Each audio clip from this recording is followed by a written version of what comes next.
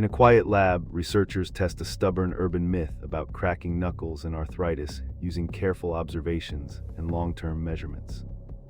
They compare a group that cracks daily with a control group that does not, tracking joint health over months.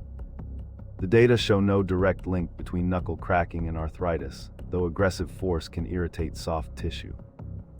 Scientists note relief often comes from releasing gas, not from curing a disease, and risks relate to age and overall joint care. The result invites viewers to question familiar beliefs and seek real evidence rather than anecdote.